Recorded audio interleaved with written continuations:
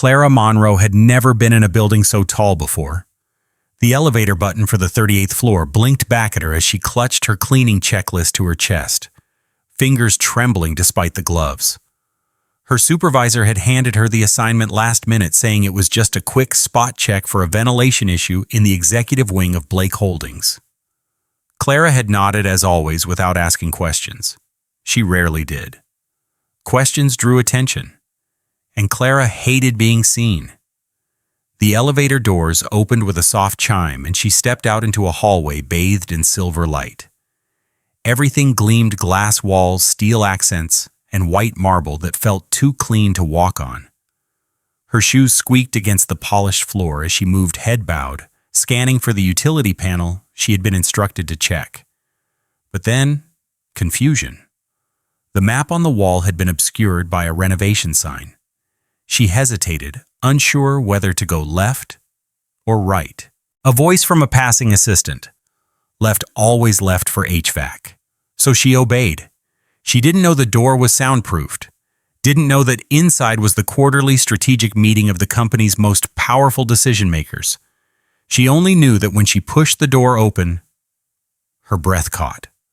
12 men and women in suits turned to her in unison. The room was silent. In the center of the long glass conference table sat Julian Blake, CEO of Blake Holdings, his sharp jawline framed by the soft glow of morning snow beyond the windows. His eyes met hers and held. For a second time fractured, Clara felt her body freeze. Heat rushed to her cheeks, her limbs stiff with horror. She had interrupted something important. She was nothing here, less than nothing. "I'm sorry," she whispered, backing up. "I didn't mean this isn't." Security was already on his feet at the back of the room. But then Julian spoke. "Wait." It was a single word, firm but calm, and it made everyone else stop moving. Clara froze mid-step. Julian stared at her, something unreadable crossing his features. He had heard that voice before. Not in boardrooms or investor calls, but in memory. Distant. Sharp. From a night he barely spoke about. The room remained tense. One of the board members shifted uncomfortably. Another cleared his throat. "I think I'm in the wrong room," Clara said, forcing the words out. "What's your name?" Julian asked. She blinked. "Clara. Clara Monroe. I'm just with the temp cleaning crew." They said floor 38 left hallway. "I was told there's an air vent near the." Julian raised a hand, gently silencing her panic. "It's all right. You can stay." "Sir," the COO interjected, "this is a restricted session. Perhaps we can reconvene later." "No," Julian said, without looking away from her. "We'll continue shortly." Clara's hands clutched the checklist like a shield. Her heart pounded against her ribs like it wanted to escape. "I'm really sorry," she said again, voice shaking. "I didn't mean to interrupt. I can go." "I'd like to speak with you," Julian said, his tone even. "Just for a moment, if you're willing." She stared at him, trying to find sarcasm, mockery, anything that might indicate this was a joke at her expense. But his expression was sincere, curious, almost gentle. The board looked stunned. His assistant blinked but said nothing. No one dared contradict him. Julian turned to the room. 10-minute recess. He stood not in a rush and walked toward her. Clara instinctively stepped back, her shoulders near the doorframe now. He stopped a few feet away, careful not to crowd her. "Clara Monroe," he repeated softly, like he was trying to memorize it. "Would you mind waiting outside? There's a lounge just across the hall. I'd like to speak with you privately." She hesitated. Every instinct told her to flee. But something in his voice, not power, not command, but something else, made her pause. "All right," she said almost inaudibly. He nodded once. "Thank you." Clara turned, feeling every eye in the room on her back, and slipped out the door. It clicked shut behind her. Inside the room remained quiet. Julian stared at the door for a moment longer, then slowly turned back to his stunned executive team. "We'll pick up where we left off," he said. But his mind wasn't in the room anymore. It was 12 years ago, in the flickering glow of a distant fire, where a voice just like hers had called out into the smoke. Julian Blake sat alone in his office long after the boardroom had emptied.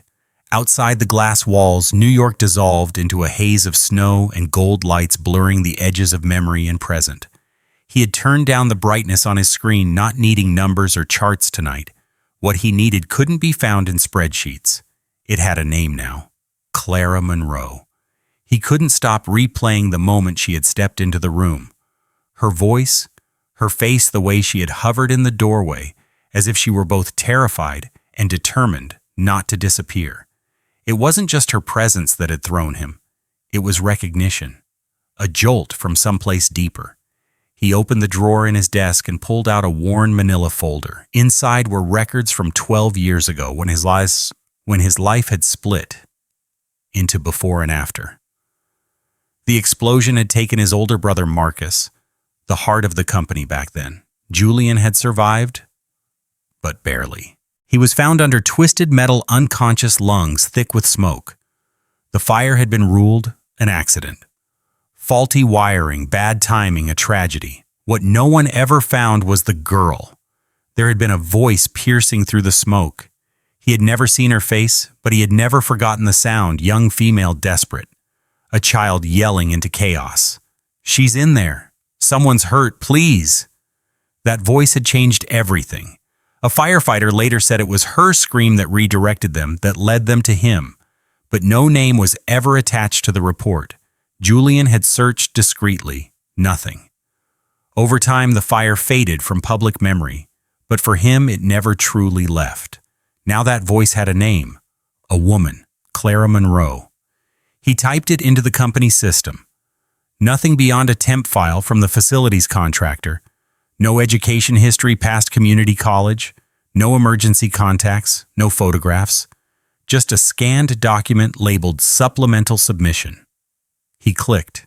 It was a scanned letter written in blue ink, slightly crooked, carefully worded. He read every line twice.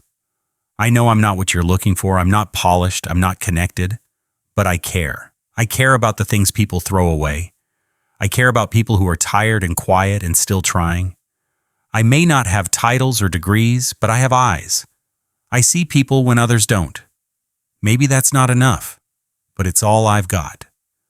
Julian leaned back, the words echoing in his chest. It wasn't just the content. It was the tone. Familiar, real, undeniable. He stood abruptly and crossed the room to the locked cabinet beneath the window. It had been sealed for years. He unlocked it now. Inside were a few things he had kept when he didn't know what else to do with grief: an old leather journal, Marcus's watch, and a flash drive with recordings from that night. He inserted the drive into his laptop and opened the folder marked Audio A. Smoke. Sirens. Voices. And then Jamie. He's trapped. Julian closed his eyes. That was it. That was her. The pitch was younger, but the rhythm of the voice was the same. The urgency, the tremble beneath the words. He had spent 12 years remembering a faceless girl who had refused to run away, and now she worked here unnoticed, scrubbing windows and air vents. He paced the room trying to reconcile it. How had she ended up here, this girl who once risked herself for a stranger? And why had fate brought her back into his world? Julian didn't believe in fate. He believed in data. He believed in control. But something about Clara Monroe defied that. Something about her made him want to step outside the framework he had built to keep himself safe. He picked up the office phone and pressed the intercom. "Melissa," he said. "Yes, sir, find Clara Monroe. Tell her I'd like to speak with her again. Tomorrow morning, in my office. No HR, no formality, just her." There was a pause. Right away, Julian hung up and returned to the window. The city was still blanketed in snow, glowing beneath the sky. A memory came unbidden, his brother's laughter on this very rooftop. A younger Julian shaking snow from his coat the night before everything burned. He had locked that version of himself away. But now a voice had returned, not to haunt him, but to remind him that survival was never meant to be the end. And maybe, just maybe, it wasn't too late for a different kind of beginning. Clara sat stiffly in the employee lounge, tucked into the farthest corner of the leather sofa, hands in her lap. She had not touched the complimentary tea Melissa had offered. Her fingers twitched slightly every time someone passed the glass door. The silence pressed on her like the weight of a room she did not belong in. What was she doing here? The CEO of the company had asked to see her again alone. No disciplinary action, no complaints, just a request. A request from a man who had paused an entire board meeting because she walked into the wrong room. She had barely slept the night before trying to understand why he had looked at her the way he did. Not with anger, not with amusement, but as if she mattered. That made no sense. She was nobody, just a temp. Just a girl who cleaned windows and hallways. She didn't belong in conference rooms with people in tailored suits. She didn't belong near a man like Julian Blake. When the door finally opened, she stood immediately. Her heart thudded in her chest as she saw him tall, quiet, composed step into the lounge. He wore no tie today. His dark shirt sleeves were rolled to the elbows and his expression was unreadable. "Clara," he said gently, "thanks for waiting." She opened her mouth to respond but found no words. She nodded instead. He motioned toward the hallway. "Would you walk with me? Just a minute." Clara followed in silence as they moved through the quieter wing of the building past framed photographs of founders and faded awards. He led her into a small side office empty, save for a table, 2 chairs, and soft lighting. He didn't sit right away. Neither did she. "I asked to speak with you," he began, "because I saw something in you yesterday. Not just confusion or fear, but recognition, familiarity." Clara's fingers tightened around the hem of her sleeve. "I don't understand." He nodded slowly. "Neither do I. Not fully. But I want to." She looked up at him startled. His eyes weren't cold like she had expected. They weren't calculating. They were searching, as if trying to remember something just out of reach. "There was a document attached to your file," he said, his voice low. "An essay, handwritten." Clara's breath caught. She hadn't known that was still there. "I never sent it," she said quickly.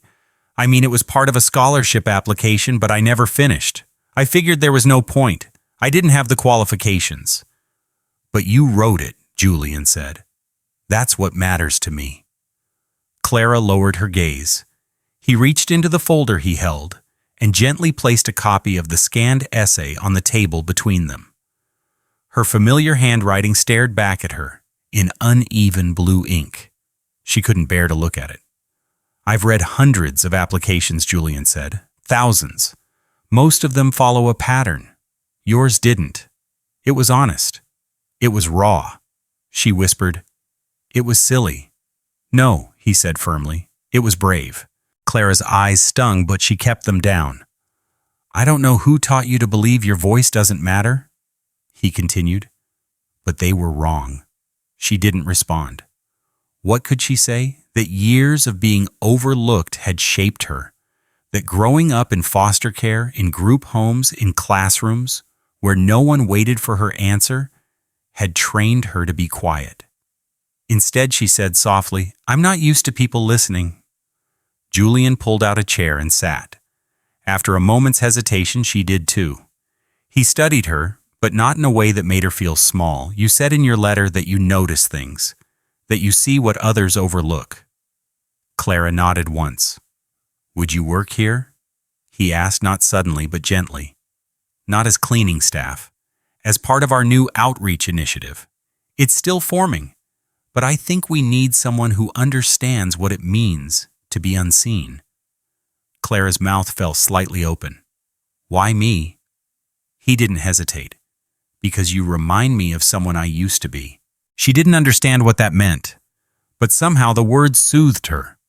I'm not qualified, she whispered. I'll be the judge of that, he replied. A pause settled between them. Clara finally looked up, meeting his eyes fully for the first time. I've never worked anywhere that needed me. Julian smiled, just barely. Then, let this be the first. In the silence that followed, something shifted. Not large, not loud, but real. For the first time in a long time, Clara didn't feel like she was trespassing. And Julian, for the first time in years, felt like he was finally hearing a voice he'd been waiting for. The next morning, Clara stood outside the entrance to the executive offices, her ID badge trembling in her hand. It now bore a sticker she hadn't noticed before: Temporary Access Special Projects. She didn't know what it meant, not exactly. All she knew was that she had said yes. She wasn't sure why.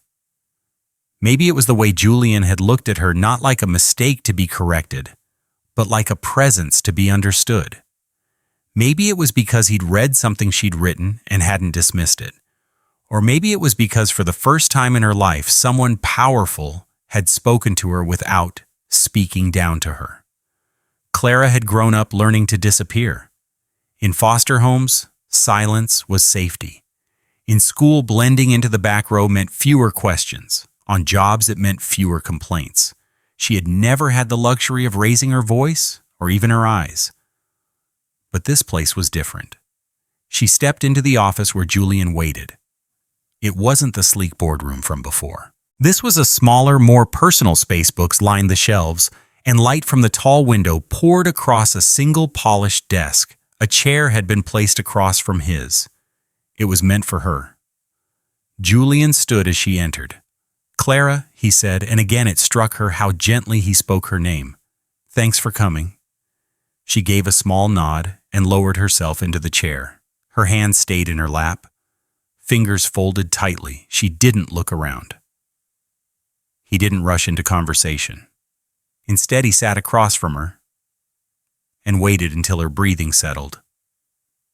I don't want to overwhelm you, he said, but I'd like to understand you better. Only if you're willing. She hesitated, then said quietly, I'm not used to being asked. That's a start, Julian replied. There was a pause. I don't have a college degree, she said quickly, as if to manage expectations. And I don't know anything about corporate life. Good, Julian said. That means you won't bring in bad habits. Clara blinked. I don't expect perfection, he added. I expect perspective. The kind that comes from noticing what others ignore. That's something I can't teach. She shifted in her chair, unsure if it was safe to believe him. Why are you doing this? She asked finally. Julian leaned back, folding his hands loosely. 12 years ago, I survived something I wasn't supposed to. I've spent the years since building a company. It's successful. Impressive, they say. But something's been missing. He paused, choosing his words carefully. You reminded me, he said, not just of something lost, but of someone I used to be, someone who listened, someone who felt things before he analyzed them. Clara swallowed. Her voice was low when she spoke. People like me don't usually get second chances. Sometimes we don't even get first ones. I want to change that, Julian said, and I'd like you to help. She looked at him, unsure whether to believe in the invitation. Then, with a courage she didn't know she still possessed, she asked, What happens if I fail? Julian met her gaze. Then we learn, he said, together. A silence fell, but it wasn't uncomfortable. It was the kind that came when two people were trying to speak in a language they hadn't used in years. After a moment, Clara said, There's something you should know. Julian waited. I've never dated or done anything like that. I've never even kissed anyone. Her cheeks flushed with heat.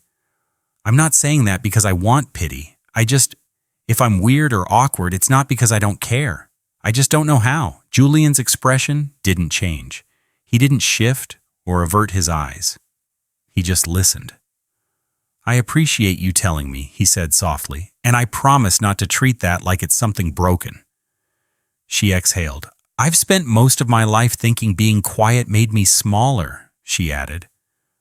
"Now I'm not so sure." Julian leaned forward slightly. "Silence isn't weakness, Clara. Sometimes it's protection. But when you choose to speak, it matters more." Her eyes shimmered just faintly. He stood walking toward the door, then turned back. "I'd like to walk you through our outreach plan," he said. "You don't have to decide anything now, but I'd be honored to have your thoughts." She nodded slowly, then rose to follow him. And as she did, Clara realized something rare was happening. She wasn't being tested. She was being trusted. And maybe, just maybe, that was how everything began. Julian stood alone in the upper wing of the building late that evening. The rest of the office had gone quiet. Lights dimmed, voices faded into the hum of elevators and distant city sounds. In his hand was a silver key, one he hadn't used in 12 years. He hadn't meant to go up there. It had started as a walk just to clear his thoughts after reviewing project drafts and outreach documents. Clara's voice had lingered in his mind all day. Not her words, though, those mattered, but the way she had said them. Careful, measured, but honest. And for the first time in a long while, he had wanted to do more than listen. He had wanted to remember. He paused in front of a black door tucked behind a maintenance hallway on the top floor. It bore no nameplate, no window, just a keyhole and dust around the frame. He hadn't told anyone it existed, not his assistant, not his staff, not even Melissa, though she had worked with him the longest. The key slid in easily. The lock clicked. The door creaked. The room hadn't changed. A grand upright piano sat in one corner draped in a thin sheet. Bookshelves lined the far wall, still holding the same volumes of poetry and sheet music his brother used to read. There were sketch pads, boxes of charcoal oil paints half dried in their tins. A canvas stood on an easel, untouched, an unfinished skyline that had once been Marcus's last attempt at color. Julian stepped inside and closed the door behind him. The air smelled faintly of dust and turpentine. This had once been their sanctuary. When business downstairs was too loud, too fast, too ruthless, Marcus had brought him here. To play, to think, to feel. Julian hadn't come back after the fire. After the loss. He walked to the piano and lifted the sheet. The keys were still clean, still smooth beneath his fingers. He pressed one gently. A low note rang out, echoing through the room like a voice long forgotten. He sat down, and for a while he just let his hands rest on the keys. He didn't play. He wasn't ready for sound, but the stillness was different now. Not hollow, not numb. Just waiting. Clara's words returned to him. "I've never been anywhere that needed me." Julian knew that feeling. He had spent years surrounded by success, headlines, and acclaim, but none of it had filled the silence that remained after Marcus was gone. He had learned to function without feeling. He had called it focus, but it had been avoidance. And now Clara Monroe, with her quiet courage and unpolished truth, had stepped through the wrong door and reminded him of a room he had locked and a part of himself he had left behind. He rose, walked to the bookshelf, and found an old manila envelope tucked behind a stack of piano scores. Inside were photographs he and Marcus at a retreat laughing, a newspaper clipping from the night of the explosion, and a fire department memo with incomplete names and voice records. His eyes rested on the one line that had haunted him most. Young female voice, possibly minor. Jamie. Someone's hurt. She had been a child then. Brave. Alone. Unacknowledged. And now she was here. He didn't know if she remembered. Maybe she didn't. Maybe she had never known who he was. But he remembered the voice. And now when Clara spoke, it was like the echo had found its way home. Julian stood in the center of the room, envelope in hand, and let himself feel something he hadn't allowed in a long time. Gratitude. not just for survival, but for rediscovery. Later that night, he drafted a short message to Melissa. Please have the upstairs room 17A prepped for reopening. No media, no public announcement, quiet access only. Then another note to himself, ask Clara if she plays piano. He didn't know what it would mean, but something told him this room wasn't just meant for memory anymore. It was meant for starting again. And maybe if he was brave enough, he wouldn't be reopening it alone. The following week unfolded in quiet layers. Clara arrived each morning a little earlier, left a little later always, with a folder pressed tightly to her chest and her shoulders drawn in, like she was trying not to take up space, yet something about her had begun to shift. Julian noticed it in the way she paused in the hallway to listen to an intern struggling with a printer. In how she took notes not only during project briefings but after alone, as if she were still trying to learn more than what was said aloud. She asked questions, tentative at first, then deeper. She listened harder than anyone else in the room. And perhaps most importantly, when she did speak, her words carried weight. They were working on the early stages of the company's new outreach program. Julian had named it Second Start. Clara had suggested calling it something softer. Sometimes people don't want to start over, she had said. They just want a way forward. So they renamed it quietly, Way Forward Initiative. Julian found himself looking forward to their conversations. He hadn't planned for that, hadn't anticipated how her voice would linger long after she left a room, or how the questions she asked, simple, sincere, would tug at something buried in him. One afternoon, as they reviewed intake profiles from local vocational applicants, Julian noticed Clara staring at one in silence. Something wrong, he asked. She shook her head.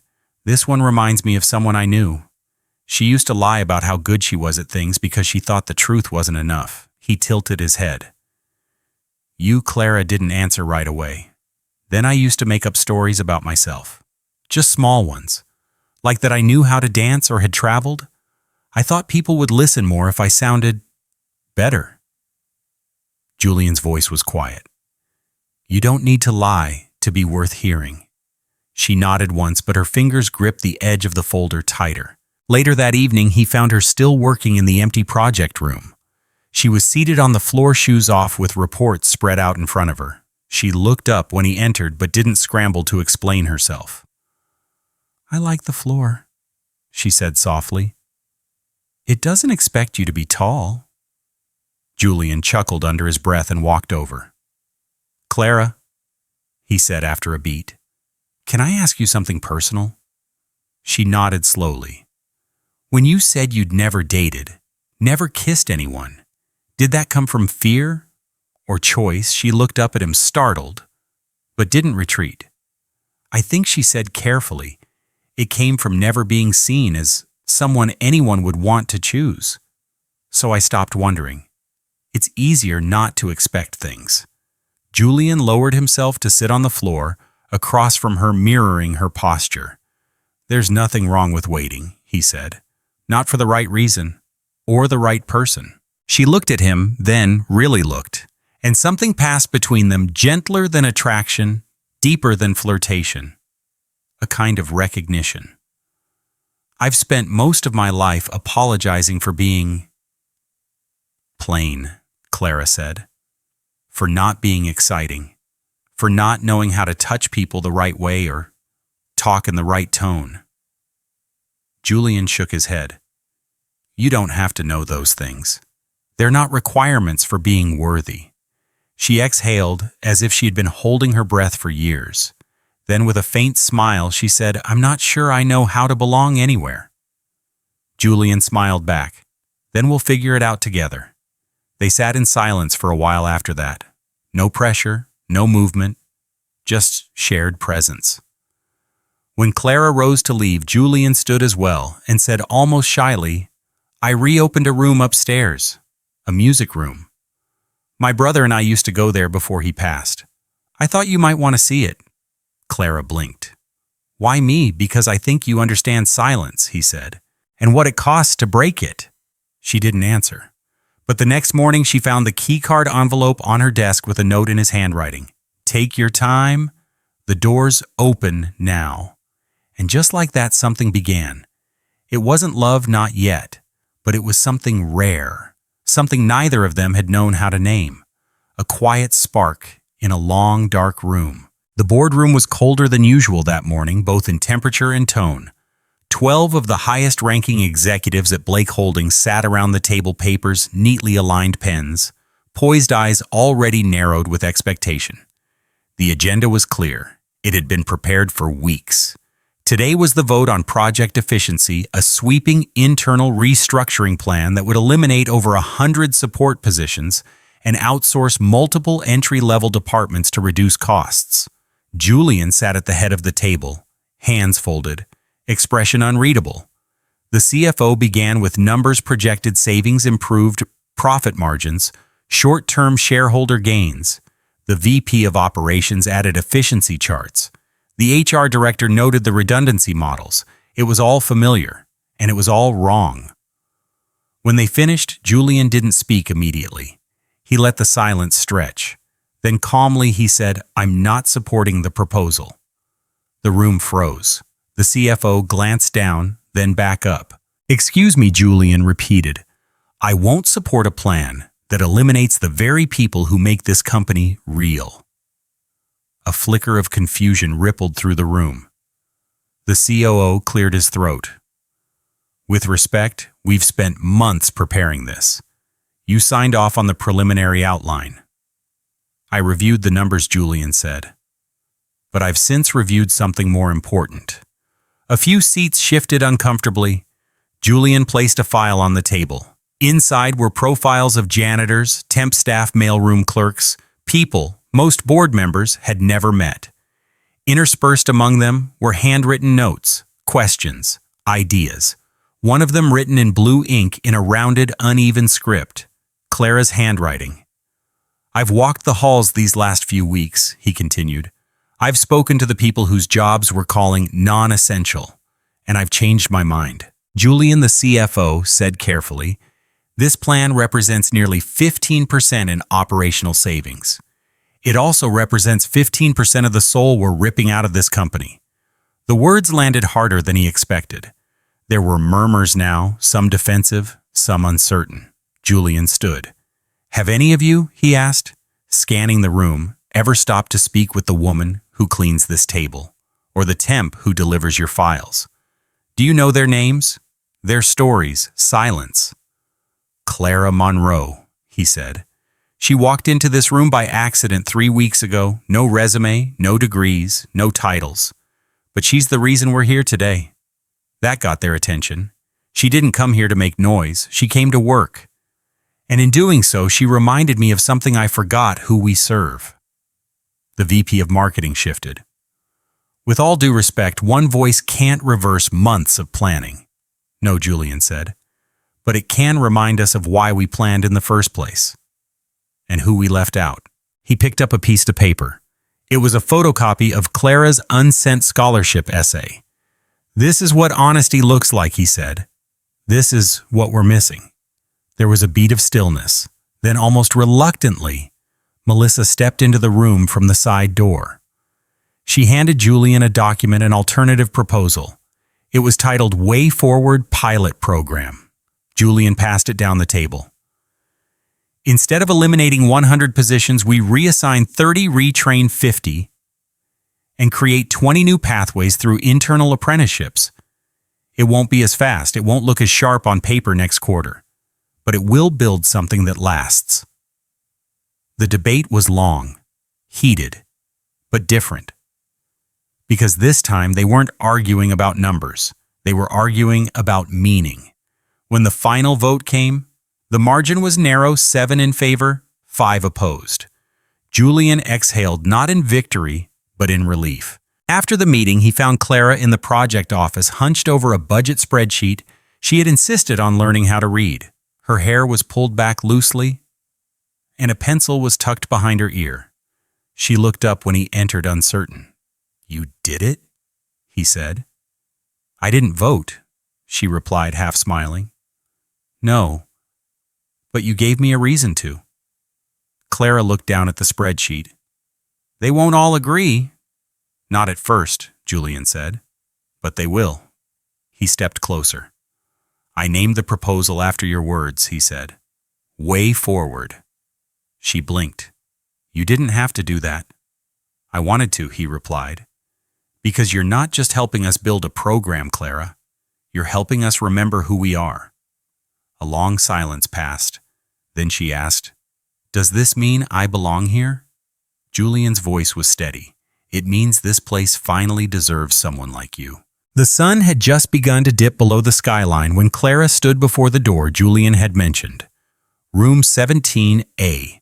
The hallway leading to it was silent, tucked between the executive offices and a stairwell rarely used. She stared at the access panel, the envelope with the keycard still warm in her hand. For a moment she hesitated. Then she swiped the card. The door clicked open with a soft mechanical sigh. The air inside was cool, faintly scented with varnish and time. Golden light spilled across the hardwood floor from high windows. It wasn't an office or a conference space. It was a sanctuary. A piano stood near the wall, tall and elegant, its polished surface catching the last light of the day. Canvases leaned against the far corners. A stack of books rested on a bench. There was no clutter, only quiet. Clara stepped inside and closed the door behind her. For a moment, she didn't move. She just listened to the silence, to the creak of the floor, beneath her soft steps, to the steady beat of her own breath. Then slowly, she walked to the piano and traced a finger along its edge.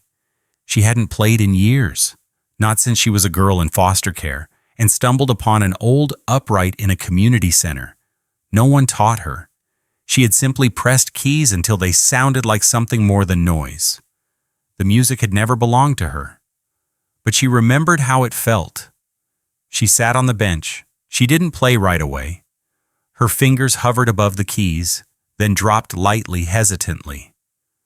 The sound that came was unsteady. She winced, adjusted, tried again. A soft melody emerged. Simple, fractured, but hers. And she played.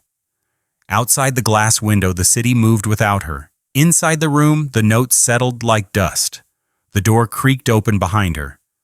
Clara froze, hands suspended over the keys. It's your room now, Julian said gently. She turned to see him standing there alone.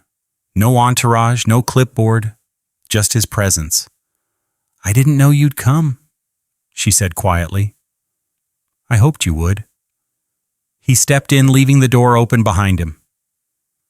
I used to come here with my brother, he said, looking around. He was the artist, the music, the painting, the heart. I was the one who kept the schedules and sharpened the pencils. Clara smiled faintly. You still do that, I think. Julian chuckled under his breath. Yes. But lately I've started wondering if I left too much of him in this room, locked it away with the rest of me. Clara shifted slightly. Why show me this place? Because you remind me of him, Julian said. Not in how you speak, but in how you see. The way you pay attention to things no one else does. The way you listen before responding. He was like that. Clara looked back at the piano. I'm not sure what I'm supposed to do with all this, she said softly. The job, the attention, you. Julian moved closer, but didn't sit. You're not supposed to do anything, he said. You're allowed to just be here. There was a silence between them. Then Clara asked, Do you ever wonder if you're allowed to want something more? Julian didn't respond immediately. When he did, his voice was quieter. All the time. Clara turned to face him, the piano behind her now. There's something I've never said out loud, she confessed, not to anyone. He waited. I never expected anyone to see me and not turn away, she whispered, not because of how I look or what I lack, but because I've always felt invisible. Like I'm the last thought in every room. And I started believing maybe that's where I belonged. Julian stepped forward. You don't belong in the background, Clara. You never did. Their eyes met. She stood slowly, I don't know what this is, she said. You and me. This room. This thing we're building. You don't have to know, Julian replied. But if it feels real even a little, maybe it's worth not walking away. Clara's hands trembled slightly. It feels real. He nodded. Then that's enough for now. She looked around the room again. It's beautiful, she said. It was waiting, he replied. She walked back to the piano, lifted the bench lid, and found a folded note inside. She held it up. I used to leave thoughts here, Julian said, stepping beside her. Little ones, hopes, regrets, questions I never asked. Clara placed the note back and sat down again. Will you play? He asked.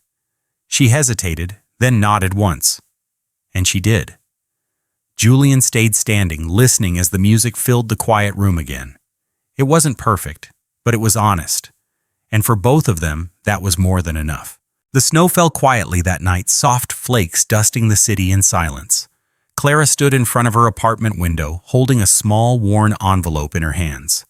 It had been tucked at the bottom of an old box, one she hadn't opened in years. The paper was faded, the handwriting uneven, childish. She unfolded it carefully and read the words again, even though she knew them by heart. Dear anyone who listens, if you find someone hurt, please help. I think he was trying to help me. I was too scared to stay. But if he's okay, tell him thank you. I didn't know what else to do. C.M., age 12. She had written it the day after the fire, after she'd run barefoot and coughing from the alley near the collapsed building. The man had been trapped, metal and fire and smoke all around. She hadn't saved him herself. She was just a voice that pointed a child who refused to be quiet. She had left the note at the fire station. No one had ever responded. Until now. She folded the letter again and tucked it into her coat pocket. Julian was already waiting when she arrived at the rooftop terrace of Blake Holdings. The wind was light but biting, and the city below glowed in hues of blue and gold. He turned when he heard her footsteps and gave her a quiet nod. I thought you might come, he said. Clara didn't speak right away. She simply stepped closer and held out the envelope. He took it without question. His hands were bare despite the cold, and when he opened the letter, his expression didn't shift. But his shoulders did. After a long silence, he said, You really were her. I didn't know who you were until recently, she said. But I remembered your eyes. I remembered the fire, the sound of metal cracking, the way your hand moved, like you were still trying to help someone, even while you were the one who needed saving. Julian folded the letter again and held it in his hand. They never found you, he said. I didn't want to be found, she admitted. I was scared. I thought I'd done something wrong. You saved me. I didn't pull you out. You made someone look. You called out. You didn't run. She swallowed against the lump rising in her throat. I ran afterward. That doesn't make you less brave. They stood in stillness, the wind tugging at the edges of her coat. Why didn't you ever tell anyone about her? Clara asked. Julian exhaled slowly. Because my brother died that night. Because I was supposed to protect him, and I didn't. Because talking about the girl who saved me would have meant facing the part where I couldn't save him. She looked up at him, eyes wet but steady. You've been carrying all that alone. I thought that was strength, he said. Silence. Control. But lately I've started to wonder if maybe I just needed someone to tell the story to. Clara stepped beside him. Her voice was barely above a whisper. I didn't know what love looked like when I was a child, she said. I thought it was survival. I thought it was making yourself small enough not to be left behind. Julian turned to her, the rooftop light catching in his eyes. It's not. I know that now, she said. The words hung in the air between them. Then he said, Clara, I want to be honest with you. I didn't bring you into this company out of charity. I brought you in because you changed something in me. Something I didn't think could change. She nodded. I didn't stay because I needed a job. I stayed because for the first time I felt chosen, not tolerated, not fixed, just seen. He reached for her hand, tentative open. Can I? He asked. She placed her hand in his fingers, cold but sure. Yes. They stood like that for a long time, saying nothing. Eventually, Clara leaned into his shoulder, the snow collecting on her hair, and whispered, I don't want to disappear again. You won't, Julian said. I used to believe the world didn't have space for girls like me. He looked down at her. Then maybe it's time we make space, together. Far below, the city continued without pause. But up here, under snow and stars, two people who once saved each other without knowing now stood side by side, not broken, not perfect, but willing. And for both of them, that was everything. The morning sun spilled over the city with the gentle warmth of early spring. The Blake Holdings building shimmered in the light, not just from its mirrored glass, but from the quiet stir of something deeper happening within. What once felt untouchable now buzzed with soft energy hallways, no longer just corridors of power, but places where people paused, spoke, laughed. Something had shifted. Something was growing. In the heart of the community wing, Clara stood before a group of new trainees people, whose resumes had been overlooked by other companies, people who had felt invisible for far too long. A retired mechanic, a young single mom, a former caregiver. They were listening not because she had power, but because she understood what it meant to start at the edge. She held a thin file in her hands, notes for the new Way Forward mentorship sessions. She glanced toward the doorway, where Julian leaned silently against the frame, coffee in hand. Their eyes met. No words were needed. He nodded once, proud but not possessive. She smiled in return, steady now, comfortable in this strange, wonderful new life. Later that afternoon, they walked together through the reopened rooftop garden. Spring had begun to wake the dormant vines. Clara ran her hand over a budding leaf near the railing, the scent of soil and sun filling the air.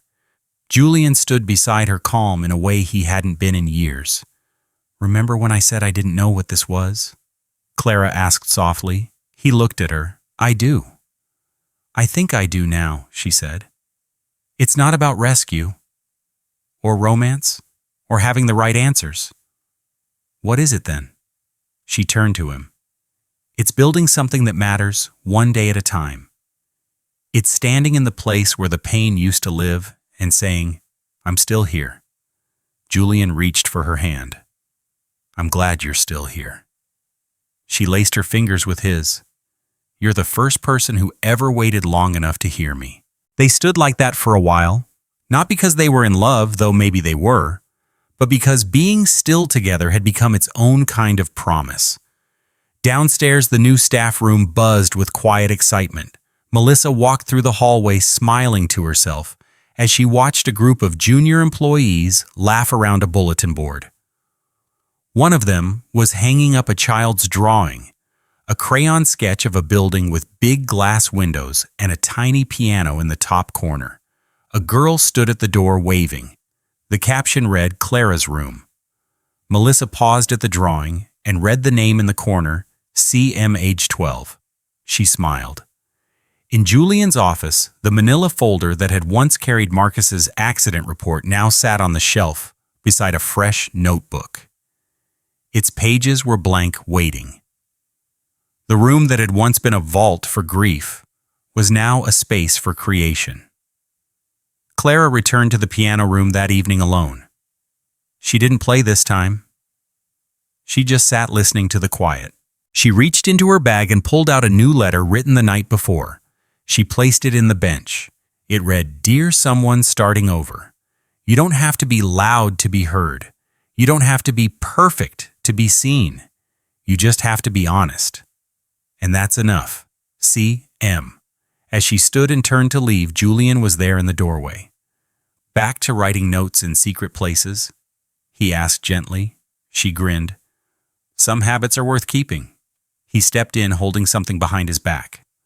I have something for you, he said. She tilted her head. What is it? He held out a small wooden box. Inside was a key. Not to an office, not to a file room, to room 17A. It's yours now, he said. Clara looked at him, eyes shimmering. You're giving it to me? I'm giving it back to the person who unlocked it.